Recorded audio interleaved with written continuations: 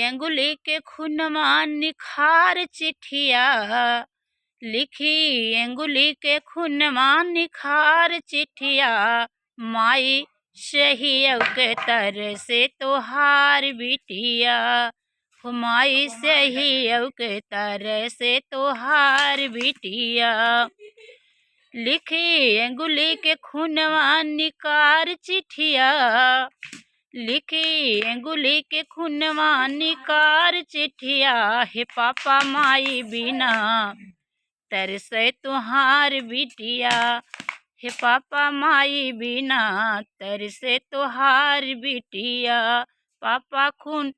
से ही के तरसे तुहार बिटिया, पापा से ही के तरसे तुहार बिटिया,